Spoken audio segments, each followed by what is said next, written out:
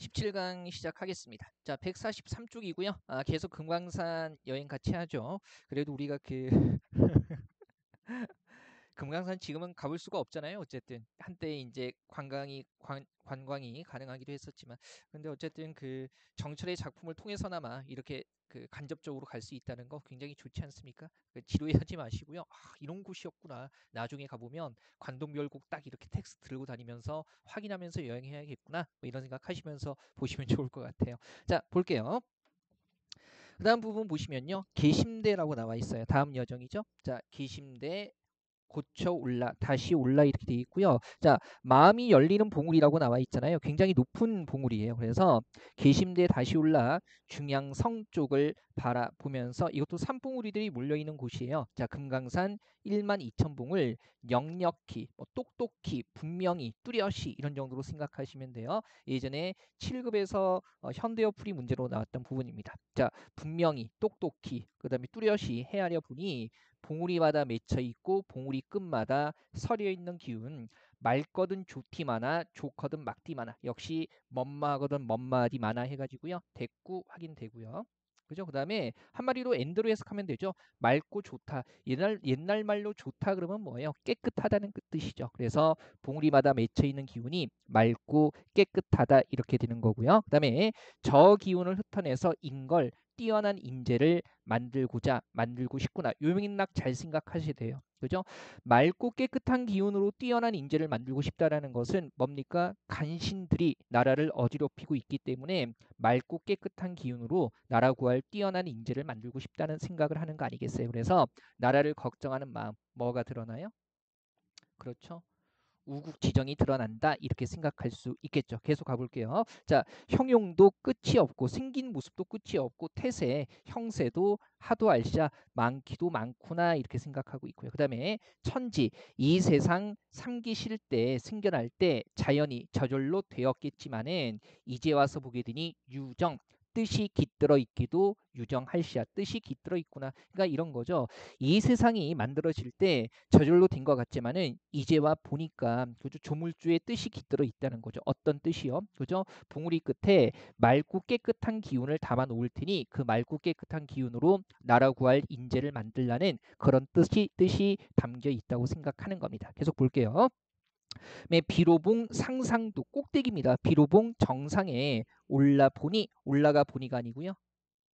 올라본 일을 소리나는 대로 쓴 겁니다. 그래서 올라가 본 사람이 해석 주의하시고요. 그 누구인가? 그러면 안 올라간 거네요. 이거는 여정 아닙니다. 그죠? 바라만 보고 있는 거죠. 그 다음에 동산과 태산이 어떤 것이 높다고 했던가 높던가 노나라 좁은 줄도 우리는 모르거늘 넓거나 넓은 천하 어찌하여 적다 말고 작다고 했단 말인가 이렇게 되는 건데요. 지금 갑자기 노나라 나오고 동산 태산 나오니까 이상하죠. 그죠? 요 부분에서 바로 이제 또 공자의 고사가 인용이 되고 있는 겁니다. 공자의 고사가 인용이 되고 있는 거고요. 공자는 춘추 전국 시대 때 노나라 사람이죠. 그래서 이 공자는 거의 성인 반열에 올라가 있는 분 아닙니까? 그래서 이런 거죠. 공자가 좀 상대적으로 젊었을 때 노나라의 동산에 올라가서요. 내 뜻을 펼치기에는 이 나라가 너무 좁다. 라고 얘기를 했다고 해요. 그 다음에 좀 더 나이가 든 다음에는 태산에 올라가서 내 뜻을 펼치기에는 천하가 좁다라고 얘기를 했다는 거죠. 그래서 비로봉 높은 봉우리를 바라보면서 높은 산에 올라가서 넓고 넓은 천하를 작다고 얘기를 했던 공자의 이야기를 떠올리고 있는 겁니다. 한마디로 공자는 포부가 굉장히 컸던 사람이죠. 넓고 큰 기상을 우리가 뭐라고 해요? 넓고 큰 기상을 다른 말로 호연지기라고 얘기를 하죠. 그래서 이제 공자의 호연지기를 떠올리고 있는 거고요. 어와 저 지위를 공자 같은 넓고 큰 기상을 어떻게 하면 알 것인가. 나 같은 보통 사람은 거기에 오르지 못하거니 내려가는 것이 이상하겠는가 라고 해가지고요. 일단 비로봉을 바라보면서 공자의 호연지기를 떠올리고 있고요. 나 같은 보통 사람은 거기에 미치지 못할 것이다 라고 한탄하고 있는 겁니다. 그러면 내용 끊어서 한번 보죠. 자, 어디에서요?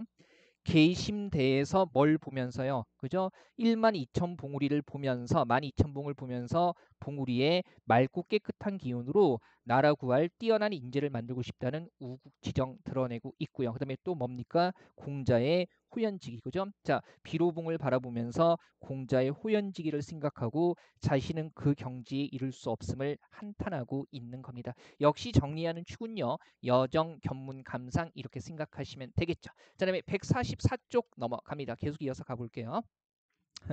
제가 목소리가 요즘에 강의 안 하는데 좀 살짝 맛이 갔죠. 이게 딴 게 아니라 오늘 한 6강을 찍으려고 오전부터 바쁘게 움직였는데 이게 그 제 패드가 연동이 돼 있잖아요.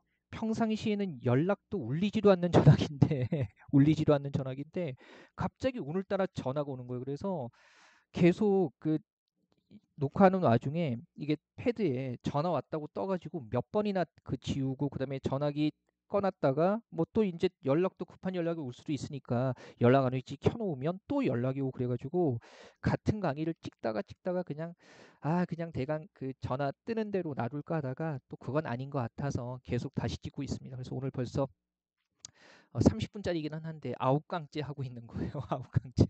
중간중간에 연락 오는 거 다 지우고 막 그 다시 처음부터 하고 제가 또 편집을 중간에만 못 드러내 가지고선 처음부터 다시 찍고 있는 겁니다. 앞으로 강의할 때는 지금부터 꺼두고 있지만 전화기 꺼두고 하려고요. 이거 번거로워요. 사람들한테 연락 안 온 지 꽤 됐거든요. 그 뭐 사람들이 다 이에 따라서 움직이지 않습니까? 그래서 이제 제가 뭔가 힘이 있을 때 저를 통해서 득볼고 있을 때는 뭐 끊임없이 연락이 오다가 그 제가 여러 가지 일들을 겪으면서 주변의 동료들한테 연락 끊긴 지 한참 됐어요. 그죠? 뭐 꾸준히 연락 주시는 분은 이제 뭐 승규 형이나 다 한국사 선생님들이요. 한길이 형 정도가 이제 저한테 안부 전화도 하시고 그다음에 여러 가지 일들을 어떻게 되고 있는지 이렇게 물어도 보시고 그 정도가 다죠. 이런 분들만 만나야겠어요, 이제. 그죠? 아니 뭐 그렇다고 해서 이에 따라 움직이는 게 나쁘다는 얘기는 아닙니다. 인지상정이죠. 인지상정인데 그 연락 안 온 지 꽤 됐는데 오늘따라 이상하게 쓸데없는 연락들이 와가지고 동료들은 아니고요. 자, 가보죠. 그 다음에 144쪽입니다. 자, 원통골, 그 다음에 가난 길, 좁은 길 이렇게 되는 거죠. 좁다는 의미예요. 고우의 의미가 아니라 좁다는 의미입니다. 자, 좁은 길로 사자봉을 찾아가니, 봉우리 찾아가니까 그 앞에 넓은 바위, 활용소에 되었구나. 그래서 활용소가 되었구나 이렇게 되는 거죠. 다음 여정이 어디가 되는 거예요? 활용소가. 그죠? 다음 여정이 되는 겁니다. 연못이겠네요. 그래서 이 연못을 봤더니 보세요. 지금 용이 되는 연못이니까 이 연못에 얽힌 전설이 이제 용이 잠들어 있다 이런 전설이 있겠죠. 그래서 그 활용소에 1000년이나 된 늙은 용이 굽이굽이 서려 있어. 굽이굽이는 음성 상징어죠. 동그랗게 말려 있는 모양입니다. 그다음에 주야 밤낮으로 흘러내려서 창해 넓은 바다에 이어졌으니 이 용이 자 풍운 바람과 구름을 언제 얻어서 우리 왜 용이 조화를 부릴 때 바람과 구름을 동원한다고 하잖아요. 그래서 바람과 구름을 언제 얻어서 3일 후 3일간에 걸친 비 풍족한 비를 내리려는가 그저 음에 그늘진 벼랑에 이온풀 시름풀을 다 살려내려무나 이렇게 얘기를 하고 있는 거죠. 그래서 이 연못에 용이 있는데 용이 조화를 부려서 풍족한 비를 내려서 시들어가는 풀을 다 살려냈으면 하는 마음을 표현해내고 있는 겁니다. 살려내려무나. 그럼 요거 한번 보세요. 요 부분에 비유적인 의미 봐야 되는데 보세요. 우리 흔히 풀 그러면 민초 그래서요. 그죠? 백성들을 상징하는 거죠. 그러면 이온 풀, 시들어가는 풀이라는 것은 뭡니까? 고통받는 백성들을 뜻하는 거고요.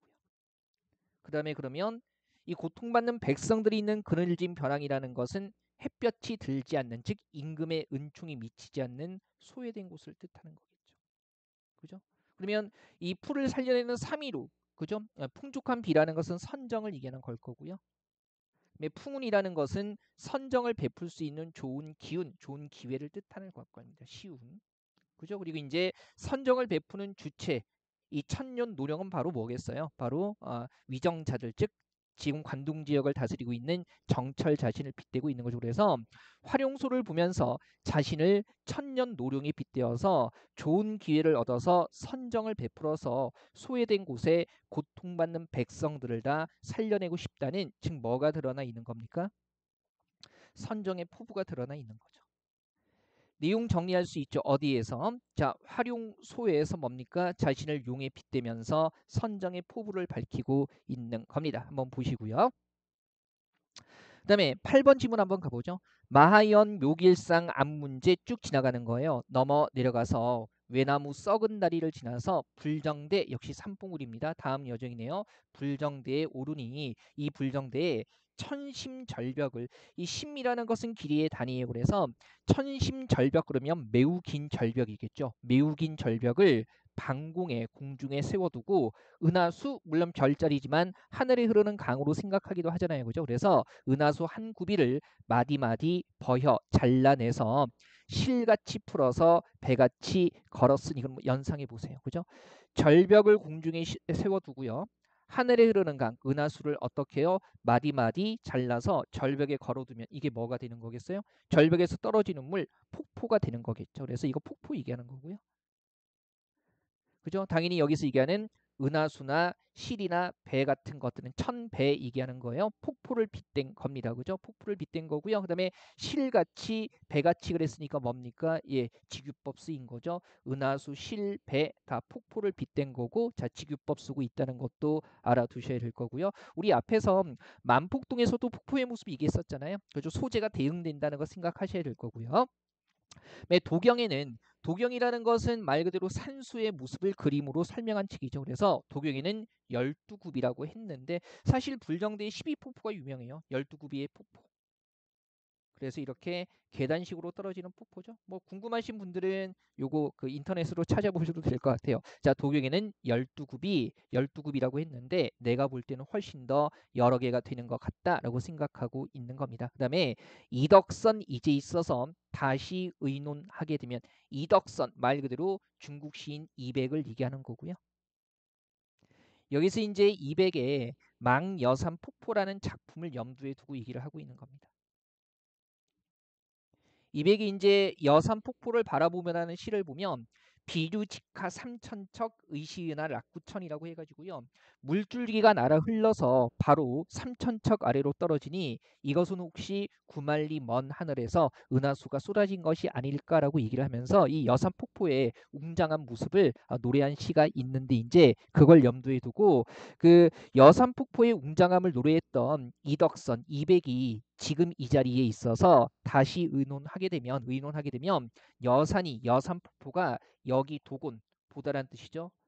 여기 자 불정대의 12폭포보다 낫단 말 못할 것이다 라고 얘기를 하고 있습니다. 말 그대로 12폭포가 더 아름답고 웅장하다라는 얘기를 하고 있는 거죠. 한번 보시고요. 그러면 어떻게 정리할 수 있어요? 어디에서? 불정대에서 12구비의 12폭포를 보고요. 뭡니까? 예, 여산폭포가 여기보다 낫단 말은 못할 것이다. 그죠? 12폭포가 엄청 아름답다, 매우 아름답다라고 얘기를 하고 있는 겁니다. 그죠? 자, 일단 200의 망여산 폭포 이 제목까지 외울 필요는 없고요. 이덕선이 왜 갑자기 인용이 됐는가라는 거 그 맥락 정도 잡으시면 되겠습니다. 계속 이제 금강산 지역을 돌아다니고 있는 거고요. 이제 9번 부분에서요. 9번 부분에서 이거 패드로 옮기니까 줄이 넘어가네요. 괜찮죠? 예, 이 정도는 이해해 주세요. 이게 노트북에서 봤을 때는 아무 문제 없었거든요. 자, 이거 보니까 산중을 매양 보랴. 산중을 계속 보겠는가? 이제 어디로? 동해로 가자스라 해가지고요. 이 동해 쪽으로 이동하고 있습니다. 이제 동해 쪽에 관동 팔경을 쭉 둘러보는 거죠. 물론 관동 팔경이 어디인지 외울 필요 없고요. 관동 팔경 전체를 다 들르는 것도 아닙니다. 한번 가보죠. 남여 완보에서 남여는요, 그죠? 뚜껑 없는 가마, 양반 남자들이 타는 뚜껑 없는 가마를 남여라고 얘기를 해요. 그래서 남여를 타고 완보 천천히 걸어서 그랬으니까 화자의 신분이 양반이라는 거 알 수 있는 거고요. 가볍게 보세요. 그다음에 어디 산영루에 오르니, 그죠? 산영루 이건 정말 정자입니다. 그죠? 산영루라는 정자에 오르니 영농 벽계와 반짝이는 푸른 시냇물과 수성 수없이 즐기는 제조 여러 새들은 이별을 자 이거는 원한다는 의미가 아니라 원망한다는 뜻이죠. 이별을 원망하는 듯 이렇게 얘기하고 있는 겁니다. 지금 산에서 내려오기 아쉬운 감정을 그저 이 벽계와 제주들이 이별을 원망한다라는 것을 통해서 표현을 하고 있는 거고요. 말 그대로 이 개 신해와 그 다음에 조의 감정을 이입해서 표현하고 있는 거죠. 이런 표현 방식은 익숙할 거고요. 그 다음에 제가 끄어있는 표시했잖아요. 이 부분이 몇 음보예요. 읽어보면 그죠? 영농 벽계와 수성 제조는 이별을 원하는 듯 해가지고 6음보의 파격이 일어나는 부분이죠. 형식적인 변화를 통해서 뭡니까? 예, 탄력성을 부여하고 있다. 이거 우리 상충곡 할 때도 했었네요. 그죠? 그죠? 숲풀의 운한새는 충기를 못 내게와 소리마다 교태로다 해가지고요. 유군부의 파격, 탄력성 이런 용어로 정돈했었죠. 가볍게 보시고요. 어쨌든 중요한 것은 감정이입을 통해서 산을 내려오는 아쉬움을 표현하고 있다는 겁니다. 그 다음에 바다로 나선 거죠. 전기를 떨치니 깃발을 휘날리니 145쪽이에요. 그 다음에 오색 여러 색이 넘노난닷 해가지고요. 넘나드는 그 다음에 고각을 섣보니 북과 나파를 섞어보니 해운이다 거치는 듯 바닷구름이다 거치는 듯 이렇게 얘기를 하고 있고요. 일단 산에서 내려올 때는 아쉬웠는데 바다에 나섰을 때 그렇죠. 동해 쪽으로 나서고 나니까 구름이 쫙 거치는 것 같은 매우 상쾌한 기분을 느끼는 거죠. 그죠? 이런 것들을 우리가 장쾌함이라고 얘기할 수도 있는 거고요. 표현도 보죠. 뭐뭐 하는 듯 그랬으니까 지규. 그 다음에 지금 여기하고 여기하고 보면 문장 구조 반복되는 거 보이죠? 뭐를 뭐하니 무엇이 뭐하는 듯 뭡니까? 대꾸. 고전 시가에서 대꾸, 서리, 대비 이런 것들은 잘 나오는 겁니다. 직유 같은 건 확인하기 되게 쉽잖아요. 그죠? 그 다음에 일단 오색이 넘나드는 듯 시각, 그 다음에 고각 해가지고요. 북과 나팔, 청각을 통해서 바다 쪽으로 나섰을 때 장쾌함을 그저 형상화하고 있다는 거 알아두시고요. 네, 명사길. 명사길은요, 울명자니까 밟을 때마다 소리가 나는 모래길. 입자가 매우 고운 모래길을 얘기하는 거겠죠. 그래서 이런 명사길에 닉은 익숙한 말이 취선, 술 취한 신선을 비스듬히 실어서 해가지고요. 요 취선은 바로 정철 자신을 빗댄 거겠네요. 그죠? 바다 쪽에서는 이제 내용 보겠지만 이 자신을 신선히 빗대는 표현들이 많이 드러납니다. 그죠? 자, 취선을 비스듬히 실어서 그리고 여기 소리나는 모래길에 익숙한 말이라는 이유는 뭐냐면 여기 이 길을 자주 걸어보지 않은 말이라면 밟을 때마다 사박사박 소리가 나니까 놀라지 않겠어요. 그래서 이런 길에 익숙한 말을 타고 이동을 하고 있는 겁니다. 자, 그다음에 바다를 곁에 두고 해당화라는 꽃이 피어 있는 곳으로 들어가니 백구야 날지 마라. 갈매기가 날고 있죠. 내가 너의 벗인 줄 얻지 않으냐라고 해가지고요. 지금 말 타고 가면서 날아가는 갈매기에게 내가 너의 친구다. 그럼 자신도 뭡니까? 갈매기하고 같은 부류라는 거 아니겠어요? 자신이 바라보는 대상과 같은 부류라는 식으로 표현하고 있는 거니까 어떤 정서가 드러나요?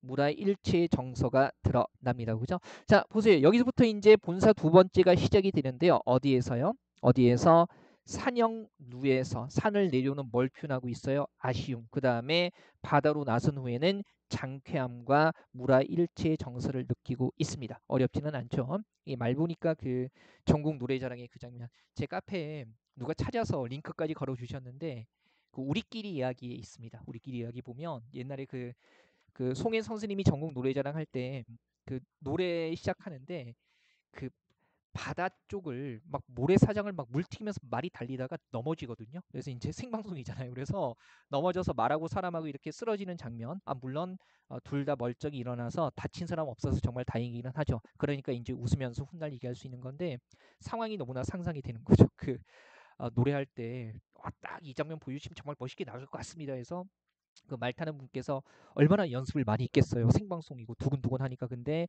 연습을 너무 많이 한 나머지 그죠? 막상 본방 들어갔을 때 말이 지쳐서 쓰러진 거죠. 뭐 모래불판 달리기 쉽지 않잖아요. 모래사장 달리는 거. 그래서 아마 평생 그 흑역사 이 친구들이 술 마실 때마다 놀리지 않았을까? 뭐 그런 생각도 해봅니다.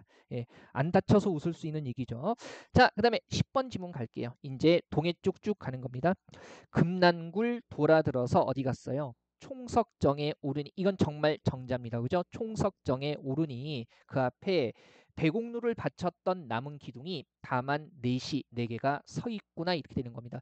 배곡루는 옥황상제가 사는 누각을 배곡루라고 하는데 이 총석정이라는 정자에서 동해 쪽에 총석정이라는 정자에서 보면 이 돌기둥 네 개가 보이거든요. 그래서 이제 모습이 너무나 신비하고 아름다워서 천상에 배곡루를 바치던 기둥이라고 생각하는 거죠.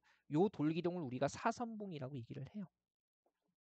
물론 제시문 자체에는 사선봉이라는 용어가 나와 있지는 않습니다. 그죠? 이게 왜 사선봉이냐면 신라의 내 국선, 이 신선 화랑들의 우두머리죠. 그래서 신라의 내 국선인 영랑, 남랑, 술랑, 안상랑이 자기 무리들을 이끌고 이 지역을 여행하면서 요 봉우리에 각각 올라가서 경치를 구경했다고 해요. 이 돌기둥 위에. 그래서 이걸 내 국선이 올라갔던 봉우리에서 사선봉이라고 하는 거고요. 자, 어쨌든 이 사선봉이 공수의 성령인가? 공수는 중국 고대의 유명한 장인입니다. 그래서 공수의 작품인가 아니면 귀신의 도끼로 다듬었는가? 왜 이런 얘기를 하죠?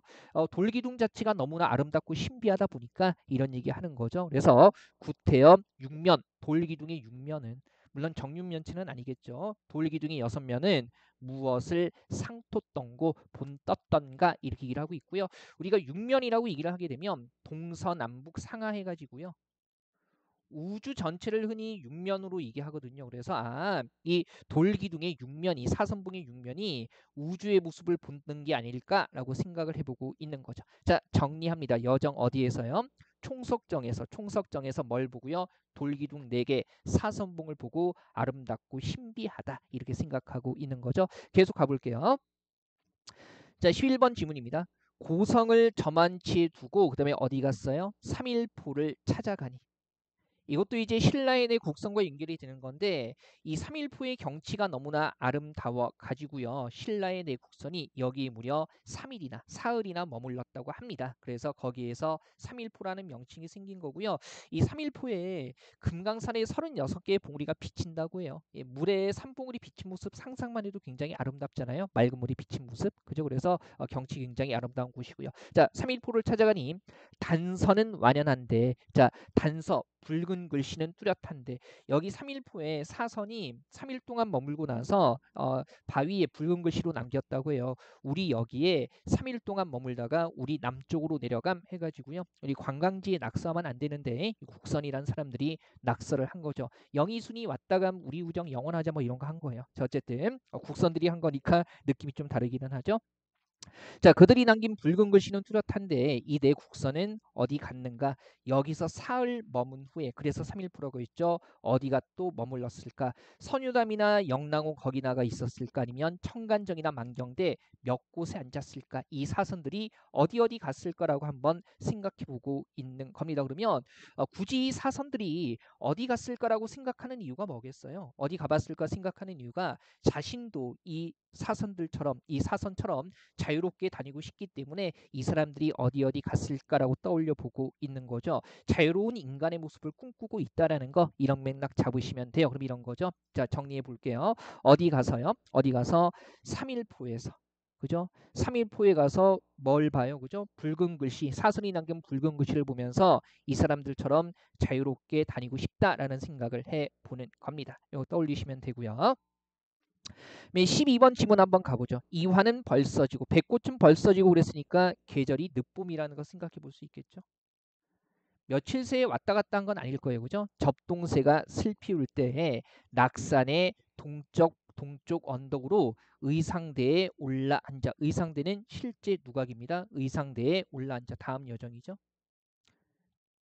의상대에서 보는 일출이 으뜸이라고 하죠. 그죠? 그래서 의상대에 올라앉아 일출을 보려고 밤중쯤 일어나니 이렇게 되는 거고요. 일출 나왔을 때 이 해는 당연히 고전 시가의 굉장히 전형적인 상징이죠. 누구 뜻하는 거라고 생각하시면 돼요? 예, 임금 뜻하는 거라고 생각하시면 되죠. 밤중쯤 일어나니 상운이 상소로운 구름이 지피난동 피어나는 듯 이렇게 얘기하고 있고요. 그다음에 육용 6마리 용이 밭에 난동 떠받치는 듯 이렇게 되는 거죠. 이거 한번 보세요. 일단 일출의 장관을 묘사하고 있는 건데 상서로운 구름이 피어나는 듯 용이 떠받치는 듯 해가지고요. 일단 뭐 쓰고 있어요? 치규. 뭐하는 듯, 그 다음에 문장 구조 뭐가 뭐하는 듯, 무엇이 뭐하는 듯 됐고 확인하시고요. 그리고 지금 해를 임금의 상징이라고 본다면 이 육룡은요. 그죠? 임금의 광명이 온 세상에 미치도록 도와주는 뭐라고 생각할 수 있어요? 충신의 이미지라고 생각할 수 있겠죠. 한번 보시고요. 그 다음에 해가 다음 페이지입니다. 146쪽이요. 자, 바다에서 떠날 때는 이 해가 바다에서 떠날 때는 만국이 온 세상이 일이더니 일렁이더니 이렇게 되는 거죠. 해가 바다에서 떠날 때는 온 세상이 일렁이더니 해가 천중에 하늘 가운데 치솟았더니 호발, 가는 털까지도 세리로다, 셀 수 있겠도다 이렇게 되는 거고요. 매우 밝다라는 얘기를 하고 있는 거죠. 근데 다만 이 얘가 아마도 열구름, 지나가는 구름 근처에 머물세라, 머물까 두렵다, 두렵구나라고 얘기를 하고 있습니다. 그러면 왜요? 해가 떴는데 구름 근처에 머물면 햇빛이 가려지겠죠. 그래서 열구름 근처에 머물까 두렵다라고 얘기하고 있는 겁니다. 이 열구름은 뭐겠어요? 임금의 총명을 흐리는 존재, 간신이 되는 거고요. 그 다음에 한번 보면 이 아마돈 열구름 근처에 머물세라는 이 구절 자체가 이 200에 아까 이덕선이라고 200에 그죠? 등금능 봉황대라는 시에서 인용을 한 거예요. 그래서 200의 시에서 인용을 해가지고요. 임금의 총명이 간신에 의해서 흐려질까 걱정하는 거죠. 임금을 걱정하는 마음, 그리워하는 게 아니라 걱정하는 거니까 뭐예요? 우국지정이 드러나 있고요. 그 다음에 시선, 시의 신선 그러면 흔히 이덕선 200을 얘기하는 겁니다. 바로 자신의 시에 이 구절을 남겼던 200은 어디 가고 해타만 남았나니 그죠? 해타. 이 해타라는 것은요. 가리와 침이라는 뜻인데 훌륭한 사람의 말이나 글을 비유적으로 이루는 말입니다. 그래서 여기서 얘기하는 해타는요. 200의 등급는 봉황대에 쓰여 있던 물론 한신데 원문은 한문으로 되어 있고요. 여기서는 그냥 한글로 풀이해서 쓰고 있는 거죠. 아마도 열구름 근처에 머물세라 이 구절을 해타라고 가리키고 있는 거고요. 자, 200은 어디 가고 200의 훌륭한 식구만 남아 있는가? 왜 훌륭한 거예요? 그죠? 임금을 걱정하는 마음을 담고 있으니까 훌륭한 거죠. 그래서 천지간의 이 세상에 장한 기별, 굉장한 소식이 자세히도 적혀 있구나. 누구의 시에 200의 시에 이렇게 되는 거죠. 그러면 보세요. 자, 정리해 보면 여정 어디에서 의상대에서 뭘 봤어요? 일출을 보고요. 어떤 정서 드러내고 있죠? 200의 시를 인용해서 임금을 걱정하는 우국지정을 드러내고 있는 거고요.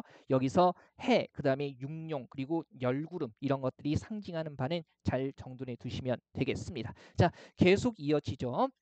뒤쪽에 조금 더 남았는데요. 17강 요 정도에서 끊고요. 18번째 강좌에서 나머지 끝까지 정리해 보겠습니다. 아직 조금 더 남았어요. 집중 조금만 더 해주세요.